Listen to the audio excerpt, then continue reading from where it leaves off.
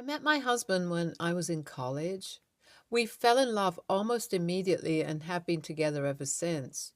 He's my best friend, my confidant, and my partner in everything. We've been through a lot together, and I know that we can get through anything. But there's one person who has always been a thorn in our side, my mother in law. She's always been overbearing and controlling, but since we announced our engagement, she's taken it to a whole new level. It's like she thinks she's entitled to be involved in every aspect of our wedding planning, and when we don't agree with her, she tries to sabotage everything. My father in law, on the other hand, has always been kind and supportive. He's always been a calming influence on his wife and tries to reason with her when she gets out of hand. He's always been there for us, and we're grateful to him in our lives. But unfortunately, he doesn't seem to have much control over his wife's actions. It's been a real struggle dealing with my mother in law's behavior, but I'm determined not to let her ruin our special day. As we got closer to my wedding, I couldn't help but feel like something was off. I had this gut feeling that she was up to something more sinister than just trying to ruin my big day.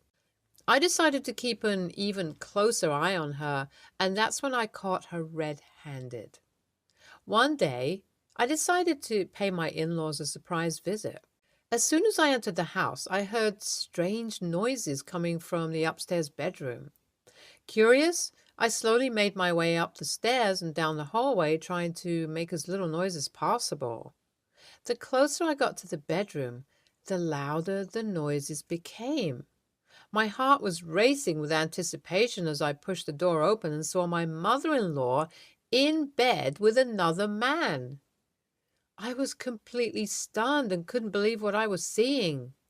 My mother-in-law had been cheating on my father-in-law this whole time, and I had just caught her in the act. She quickly tried to cover herself with the sheets and begged me not to tell anyone, but I was beyond angry and hurt. She said that it wasn't what it looked like and that I was misunderstanding the situation. But I knew exactly what was going on. I confronted her about it and she got defensive. She tried to make excuses and blame her husband for neglecting her needs, but when I refused to accept her lies and demanded an explanation, she became defensive and hostile. She accused me of being nosy and told me to mind my own business, and then, before I could even process what was happening, she kicked me out of the house, warning me that nobody would believe me even if I tried to tell the truth. I couldn't believe the audacity of this woman. Not only had she been trying to ruin my wedding, but she had also been cheating on her husband, and now she was threatening me. I knew I had to do something about it, but I didn't know where to start. It was a terrible feeling, being tossed out like a common criminal, but I wouldn't let her scare me into silence. I knew that I had to find out more about this affair. I started to do some investigating and track down the guy who my mother-in-law was cheating with. It wasn't easy, but I managed to get some information from her social media profiles, and I eventually found him and managed to get his phone number. I called him up and confronted him about the affair. He was surprised to hear from me, but he didn't deny anything. In fact, he told me that he and my mother-in-law had been seeing each other for 8 months. I was shocked and disgusted.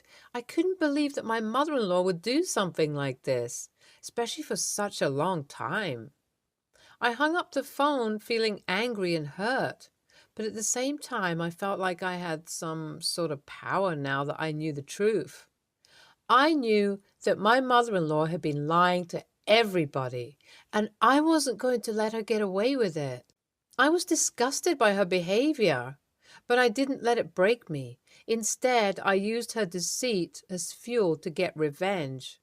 I started planning how to expose her on the day of my wedding, and I was determined to make her pay for what she had done to her husband and our family. I reached out to him again, and he had no problem giving me more proof. It looks like this affair wasn't just platonic. I gathered more evidence through him, including pictures and messages. I wanted to have enough evidence to prove that my mother-in-law was cheating on my father-in-law and that she was trying to ruin my wedding. I also knew that my mother-in-law was still seeing him, so I decided to keep an eye on her and gather more evidence. I started to dig deeper and found out that my mother-in-law had been using her company credit card to pay for fancy dinners and hotel rooms for her lover. I managed to get hold of the receipts and statements showing the transactions, and I made sure to keep them safe. I was determined to expose my mother-in-law on my wedding day, and I wanted to make sure that everyone knew what she had done. I didn't want her to get away with it, and I knew that my father-in-law deserved to know the truth. So I spent the next few weeks gathering evidence and planning my revenge. I knew that it was risky, and I was afraid that my mother-in-law would find out what I was doing, but I was determined to see it through, no matter what. I knew that I had to be careful and keep everything a secret until the day of my wedding. Update 1, 2 months later. On the day of my wedding, I felt nervous and excited at the same time. I was nervous about what I was about to do, but I was also excited to finally expose my mother-in-law for what she had done. I knew it was going to be a memorable day, but she had no idea just how memorable it would be. As the wedding ceremony began, I couldn't help but feel a sense of satisfaction wash over me. I had gathered all the evidence I needed to expose my mother-in-law's affair, and I knew that she was going to pay for her actions. The ceremony went smoothly, and I was overjoyed to see my husband waiting for me at the altar with tears in his eyes. However, I knew that the real challenge was yet to come. As we moved to the reception, I noticed that my mother-in-law had tried to sabotage my seating arrangements, but I was prepared for her antics. I calmly explained to her that the seating arrangements were final and there would be no changes. She was clearly agitated, but I could see the fear in her eyes. She knew I was onto her. When it was time for the speeches, I stood up and took the floor. My heart was pounding in my chest. I knew what I was about to say would shock and upset a lot of people, but I also knew it was the right thing to do. I started by thanking everyone for coming to celebrate my wedding day with me and my husband. I then went on to talk about how much planning and effort had gone into making this day perfect. I talked about the beautiful flowers, the delicious cake, and the seating arrangements that were carefully planned to ensure everyone had a good time. That's when I dropped the bomb. I showed everyone the evidence I had collected on my mother-in-law's attempts to sabotage my wedding. I revealed how she had tried to switch my wedding cake with a cheap imitation, and how she had tried to ruin my flower arrangements with subpar flowers. But that wasn't all. I then revealed the most shocking news of all. My mother-in-law was cheating on her husband, my father-in-law. I showed everyone the text messages and photos that proved her infidelity, and the shocked gasps from the guests were audible. I continued by showing them all the receipts I had gathered and pictures of them kissing on fancy dates. My mother-in-law was livid. She tried to shout me down, saying that no one would believe me and that I was lying. She even threatened me, but I stood my ground. I knew I had to expose her for what she was, and I wasn't going to let her intimidate me. As I stood there in front of all the guests, I explained to them why I had been so ruthless with my mother-in-law. I told them about how I had caught her cheating on my father-in-law and how she had threatened me when I confronted her. I could see the shock on everyone's face, but I knew it was the right thing to do. My mother-in-law had tried to ruin my special day, and I wasn't going to let her get away with it. They had seen the evidence I had collected, and there was no denying the truth. I could see my mother-in-law trying to defend herself, but it was too late. Everyone knew the truth. She had cheated on my father-in-law for 8 months, and she had tried to sabotage my wedding. And the worst part of it all is that she didn't even show any signs of regret. The aftermath of my speech was chaotic. My mother-in-law was taken out of the venue by security because she tried to attack me. She didn't even get near me, though. I received a lot of support and thanks from other guests who were grateful that I had uncovered the truth. In the end, my husband and I were still married, and I was relieved to be rid of my mother-in-law's toxic presence in my life. NTA, I can't believe OP's mother-in-law would do that to her. She did the right thing by exposing her. Her mother-in-law is a real piece of work. I can't believe she would try to sabotage her special day like that. YTA, I think what you did was petty and immature. Your mother-in-law may have made a mistake, but she didn't deserve to be treated like that. I think you took it too far. Your mother-in-law's cheating may have hurt you, but you didn't have to hurt her in front of all these people. OP did what she had to do. Her mother-in-law was cheating on her father-in-law for 8 months, and that is unacceptable. Her mother-in-law should be ashamed of herself for not only cheating, but also for trying to ruin her daughter-in-law's wedding. I cannot believe she would do something so selfish and cruel. OP did the right thing by exposing mother-in-law's affair and showing everyone what kind of person she really is. Her mother-in-law deserves all the criticism and shame she gets for her actions. I bet the people in the comments who are trying to justify her mother-in-law are just like her. The woman literally threatened OP, and you all are still being a-holes. Next story. I, female, 16, have 3 siblings, 2 younger sisters and 1 older brother, male, 17. We all live under the same roof with my parents, with our rooms fairly close together aside from my parents' room down the hall. My brother is usually really loud whenever he's playing games and has anger issues to the point he will scream and break things whenever something happens. Everyone has tried to do something about this, but nothing has worked, and we've all just given up at this point. A few nights ago, he had been screaming at his game and cursing loudly around 1 a.m., and my music wouldn't drown it out. So the next day, I brought it up to my parents, who said nothing can be done and that I should try and sleep earlier so I can't hear it around that time. I talked to him, and he said he doesn't mean to do it and he can't control it, so it isn't his fault either. Last night it was 12 a.m. and he was yelling so loud I had enough. I went into his room and prepared to yell right back at him that it was too late for this, before he slammed his PS4 controller through his monitor. I stood in shocked silence as he turned around and went red. His game crashed, and he turned and looked at me, screaming and crying that it was all my fault and that I had to give him my monitor now because I walked in the wrong time and it made him lose, and that's why he smashed it. My parents are mad at me for going against what they said, but they aren't interfering with the monitor issue as we need to sort it out ourselves. They say I'm in the wrong for trying to be the third parent and take control of the situation, and that I should have had more faith in them and stayed out of it. I feel like, A, it's unreasonable for me to give him my monitor, as all I did was open his door. And even if that did make him lose his game, his anger issues aren't my fault. And B, I didn't know what else to do because nothing was changing. AITA? NTA. Your parents are the true a-holes here. Their stance of ignore it and it will go away is just plain shitty parenting. You weren't being a third parent by going to address your brother's behavior. You were being the only parent in that house. The fact that your brother actually believes that it isn't his fault that he's having what are essentially rage tantrums is proof of just how shitty your parents are. If he truly cannot control his outbursts, they need to get him help.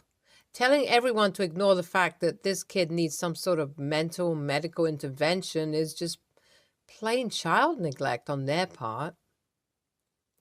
If you have access to some sort of counseling program through school or even a community outreach group, I would suggest you take advantage. You definitely need to be able to talk to a reasonable adult who can help you navigate this until you get out of that house. I am sorry that your parents are so shitty and aren't doing their job, but you are in no way to blame for any of this. You don't owe your brother a monitor. But I would be careful about keeping your room locked since your parents don't believe in actual parenting. I'm sure if he breaks or steals your monitor, they won't do anything about it. They will most likely tell you to sort it out yourselves again. Seriously, though, your parents suck, and you can tell them a stranger on the internet said that. NTA, your brother needs to see a psychologist or therapist. Getting so angry at a game that you break things and throw tantrums at almost 18 years old isn't healthy. You didn't do anything. He's the one screaming at late hours of the night, keeping people up. He can game in the morning when he isn't disturbing people. It sounds like your parents are taking his side, brushing away his behavior because they don't want to deal with it anymore. Deal with it yourselves. It's no wonder you tried dealing with the noise yourself too if this is their reaction to things. First, they get mad at you for dealing with it yourself, and now they're putting their hands up and walking away because it's too messy for them. They need to decide if they're going to be parent figures or not because it seems like they're wishy-washy with their duties. Next story. I, 20, have an 8-month-old daughter. It's just me and her because her dad didn't want anything to do with her. Fine by me. Currently, I have zero interest in dating. My dad wasn't exactly an active participant in my upbringing. He met my stepmother when I was 10, and they've since had my 2 brothers, one being 2 months older than my daughter. I moved in with him because my mother couldn't handle a baby in the house. I'm currently doing my L3 apprenticeship in childcare. I work 35 hours a week. Not long, but one of the settings is an hour work and nearly an hour bus ride. I don't mean one or the other, so total nearly 2 hours. The other is an hour bus. I'm out usually 6:30 a.m. till 7 p.m. I pay rent, cook for everyone, and do chores. Pay my stepmother to babysit for me as she's a stay-at-home mom. However, in 2 months, my daughter will be able to start the nursery I work in. My stepmother's sister visited and I overheard. I don't know why. My dad referred to my daughter and his son as his and my stepmother's little babies. I waited till step-aunt left and reminded him that he didn't even want to be called granddad. He's not my baby's dad, nor is she mother. He said, sorry, with how often we look after them, sometimes it does feel like she's our daughter. He's been encouraging me to go university. I didn't get my math and doubt I'll get my functional math, so university is out of the question. But he mentioned how he'd be continuing to look after her. Shall I go to university? I said I wouldn't even bother trying to go to uni if there's going to be a cross boundary. I did cry. My stepmother said I was overreacting and that I should be happy. How close everyone is, how much they do for me, and sometimes people do form unconscious bonds and thoughts, and since they apologized, I shouldn't have manipulated them. AITA? NTA, speaking from the viewpoint of a mom, there is one thing to form a bond, which is good, but there's another way to refer to one's grandchild as one's child when it isn't, especially without your consent and knowledge. They're helping you out and you are paying your stepmom to care for your child until she can go to the daycare you work at.